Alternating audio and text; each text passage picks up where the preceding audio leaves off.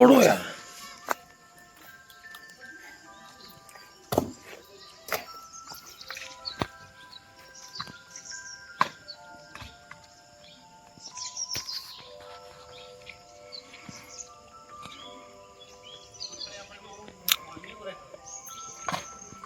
देखिए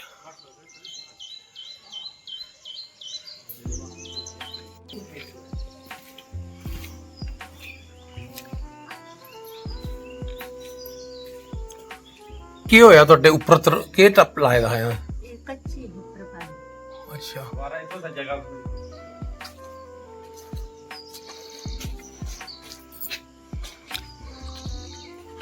ਕੀ ਨਾਂ ਤੁਹਾਡਾ ਫੁੱਲ ਦੇ ਦੀ ਹੈ ਫੁੱਲ ਦੇ ਦੀ ਭੋਲੀ ਦੇਵੀ ਜੀ ਇਹ ਕਿਹੜਾ ਮਹੱਲਾ ਹੈ ਇਹ ਔਰ ਕਿਹੜਾ ਬਾੜ ਹੈ ਚਾਰ 4 ਤੇ ਪਿੰਡ ਕਿਹੜਾ ਹੈ ਪ੍ਰੇਤਾ ਪ੍ਰੀਤਾ ਕੀ ਨੁਕਸਾਨ ਹੋਇਆ ਜਿੱਲੇ ਬਰਖਾ ਆਈ ਕੀ ਹੋਇਆ ਉਸਲੇ ਉਸ ਨੂੰ ਬਰਖਾਏ ਜਲ ਬਰਖਾਏ ਉਸ ਲਈ ਕੋਠੀ ਇੱਕ ਸਾਈਡ ਦੀ ਭੇਜੀ ਹੂੰ ਭੇਜੀ ਦਾ ਪੂਰੀ ਕੋਠੀ ਇਹਨਾਂ ਮਤਲਬ ਥੱਲੇ ਨੀਚੇ ਜੀ ਉਸ ਕਾਰਨ ਪਿਆ ਹੈ ਸਮਾਨ ਕੱਢੇ ਸਾਈਡ ਪਰ ਲਾ ਅੱਛਾ ਦਿੱਤਾ। ਤੇ ਕੋਈ ਆਇਆ ਦਿਖਣ ਇੱਥੇ ਤੁਹਾਡਾ ਮਕਾਨ ਚਕਾਨ ਕੋਈ ਸਰਕਾਰੀ ਕੋਈ ਪਟਵਾਰੀ ਕੋਈ ਤਹਿਸੀਲਦਾਰ ਕੋਈ ਨਹੀਂ ਐਮਐਲਏ ਸਾਹਿਬ ਆਏ ਹੋਣੇ ਕੋਈ ਨਹੀਂ ਕੋਈ ਨਹੀਂ ਆਇਆ ਤੁਹਾਡਾ ਐਮਐਲਏ ਕੌਣ ਹੈ ਸਾਡਾ ਐਮਐਲਏ ਦਰਸ਼ਨ ਅੱਛਾ ਦਰਸ਼ਨ ਹੈ ਨੁਕਸਾਨ ਤਾਂ ਵੀ ਠੀਕ ਹੀ ਹੋਇਆ ਲਾਈ ਲਿਓ ਹਿਸਾਬ ਤੋਂ ਹੀ ਜੇ ਪੂਰੀ ਕੋਠੀ 4-5 ਕਮਰੇ ਹੈ ਹੂੰ 5 ਕਮਰੇ है एक तो वो बिल्कुल ही हो मतलब उतना दा बड़ा समान लगदा है बिल्कुल ही हो गया कोई मदद हुई कोई तरबाद हुई कुछ नहीं कुछ अनाज होया कुछ नहीं हुन कुछ रहते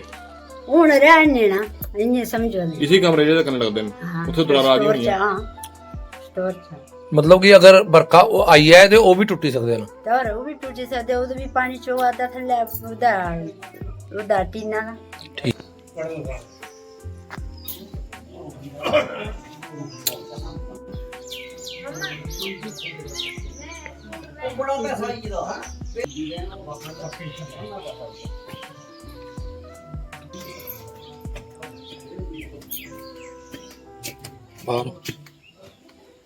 नमस्ते ये अपना तवा खिलाओ ईद पर खाइए पूरी हाँ इधर से आएगी तो रोटी थे बना देंगे रोटी तो बनाना मन गया कोई हाल पूछना है कोई नहीं आया साडा अच्छा हां ते वो कंबल ते तरपाल खो दी तो किथों ही है ले कुछ नहीं खोवा कोई नहीं आया कुछ अच्छा अच्छा और भी टूटी की सारा टूट गया ऊपर पूरी आ गई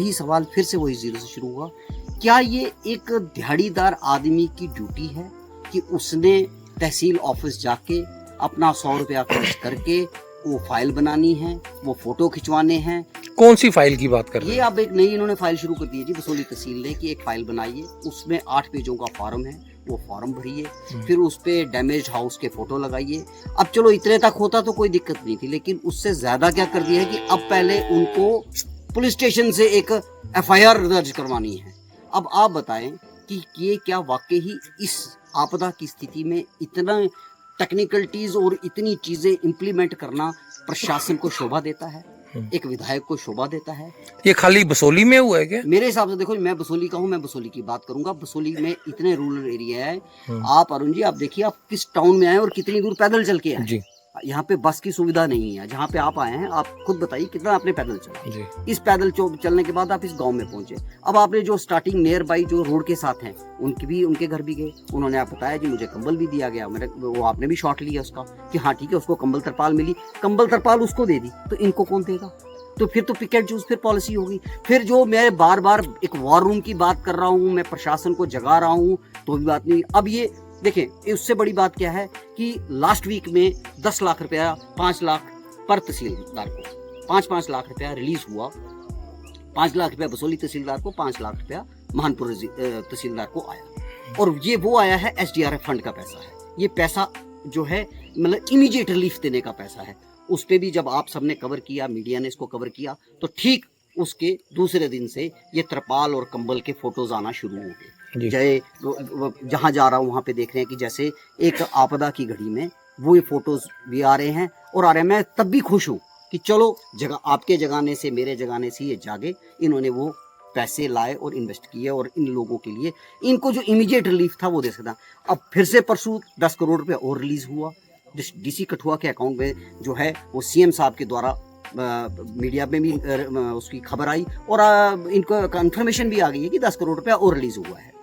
उसके बाद भी अगर 10 करोड़ आया है और फिर ये वही आपदा का एक रिलीफ फंड है जो रिलीज हुआ है, ये मकानों का एक जायजा नहीं है, ये नुकसान का जायजे का पैसा नहीं है, ये है इमीडिएट रिलीफ। अब उस 10 करोड़ पे मैं एक एवरेज निकालता हूँ कि 6 कॉन्स्टिट्यूएंसीज आती हैं एक डीसी कठुआ के अंदर। 6 कॉन्स्टिट्यूएंसीज में अगर एवरेज निकालें तो फिर भी 2.25 करोड़ रुपया पर कॉन्स्टिट्यूएंसी एवरेज अगर निकालते हैं, इसका कितना नुकसान है वो हर कॉन्स्टिट्यूएंसी के हिसाब से काउंट होगा।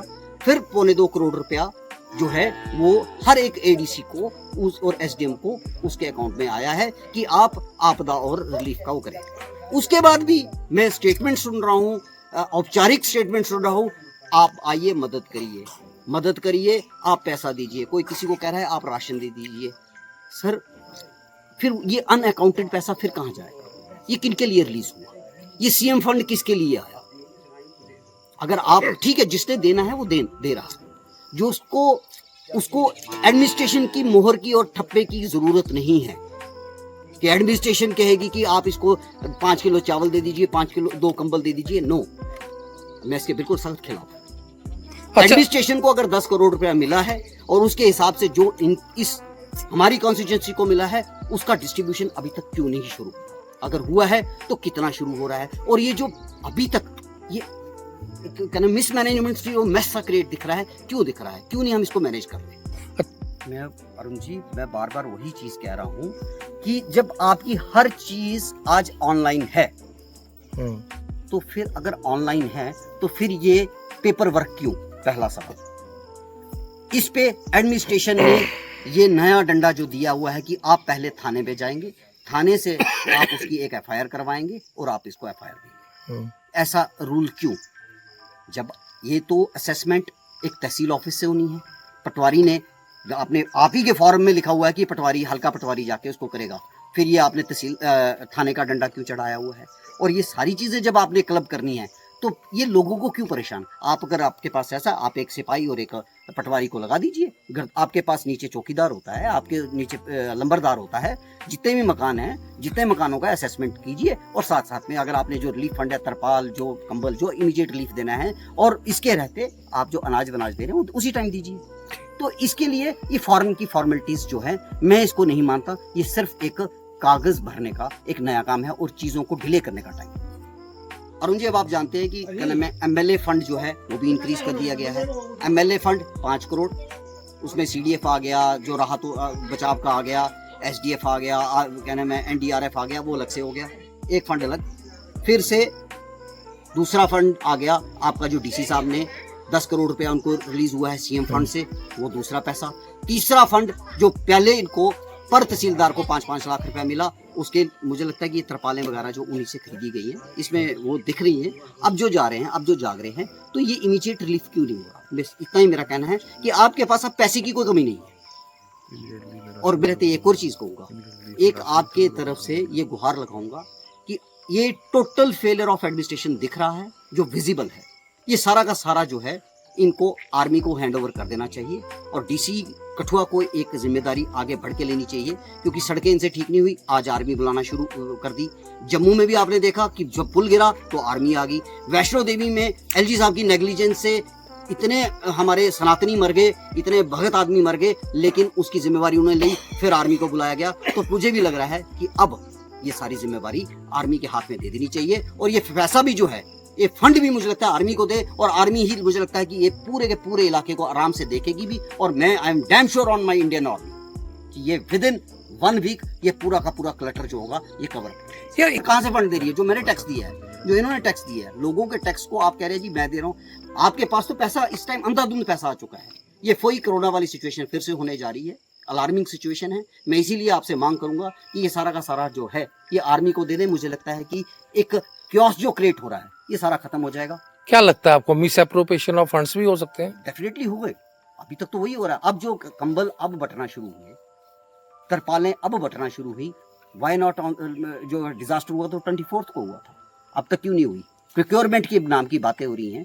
प्रोक्योरमेंट आपने करनी थी, आप मुझे बता दिए अभी तक जो आपने खरीदी है किसको कैश दिया आपने? अच्छा, हम जा रहे हैं, जगह जगह देख रहे हैं हम लोगों को, लोग यही कह रहे हैं हमारी तरफ, हमारे पास कोई पहुंच ही नहीं रहा, हमारे पास कोई एडमिनिस्ट्रेशन का आ ही नहीं रहा। This is again I wash for creating a miss appropriation of funds. This is again A I wash.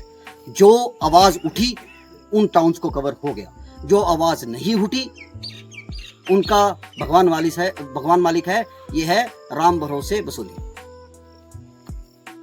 तो क्या कहना चाहते हैं आखिर में? मेरा इतना ही कहना है, मेरी एक पुरजोर और एक डिमांड है, जो एज ए सिविलियन मैं कह रहा हूँ कि ये administration is a total failure, और इस टाइम हमें इंडियन आर्मी का सहारा लेना चाहिए। इंडियन आर्मी को पूरा का पूरा जो है सिस्टम दे देना चाहिए, क्योंकि ये मिस अप्रोप्रिएशन ऑफ फंड्स जो बाद में होगी, ऑफिसर्स जो होंगे अपनी गिद्ध वाली आंखें इस टाइम फंड्स पे धागे रखे होंगे, उनकी सबकी ये जो है ये इसको पूरा वॉश आउट कर देना चाहिए, और लोगों को जो सही यूजर्स हैं उन तक जो पैसा फंड रिलीज हुए हैं, चाहे वो सेंट्रल गवर्नमेंट ने दिया है चाहे वो स्टेट गवर्नमेंट ने दिया है, वो लोगों के जो डिजर्विंग आदमी हैं उन तक जाना चाहिए। और दूसरी बात एक और कहूंगा कि इस टाइम बसोली के लिए एक मैं आपसे और उम्मीद करूंगा कि विधायक भी बीजेपी का और सेंटर में सरकार भी बीजेपी की, और ये यूटी में चलती ही सेंटर की है। बसोली के लिए अभी तक विधायक जी ने, ये उनके नाम मैसेज दे रहा हूं, कि आपने बसोली के लिए एक स्पेशल फंड क्यों नहीं मांगा? पीएमओ साहब से आपने क्यों नहीं मांगा? पीएमओ भी तो हमारा ही है बीजेपी से, उससे आपने स्पेशल फंड क्यों नहीं मांगा? आपके सारे रोड्स कनेक्टिविटी टूट गई है, आपने उनसे पैसे क्यों नहीं मांगे? और पीएमओ फंड क्यों नहीं रिलीज हो रहा? पीएमओ फंड के लिए बसोली के लिए एक स्पेशल पैकेज क्यों नहीं हुआ? महल डूब गए, महल कट गए, रस्ते डूब गए, रस्ते कट गए, पीएमजीएसवाई के रस्ते कट गए, पीडब्ल्यूडी के रस्ते कट गए, बीआरओ फेलियर, टोटल फेलियर दिखा। पिछले 1 महीने से रास्ता बंद हुआ है, आज वो आर्मी टेक ओवर कर रही है। तो ये सारी चीजें जो हैं, मैं आपसे कहूंगा कि एक बसोली के लिए स्पेशल पैकेज। प्रशासन अपनी जिम्मेवारी क्यों नहीं निभा रहा? प्रशासन ने आज तक कब जिम्मेवारी ली? प्रशासन तो है ही है सिर्फ पब्लिक का खून चूसने के लिए, और वो चूस रहा है, और हम ही लोग जो हैं उनको ये बढ़ावा दे रहे हैं। फंड्स की मैं अभी भी कह रहा हूँ कोई कमी नहीं हुई है, ये क्लियर है, लाउड है। और कोई अगर आपका ऑफिसर, आप किसी भी ऑफिसर का लीजिए कि वो ये कह दे कि मुझे कोई फंड रिलीज नहीं हुआ है, तो इसका मतलब है फिर आई वॉश खेला जा रहा है ऊपर लेवल से।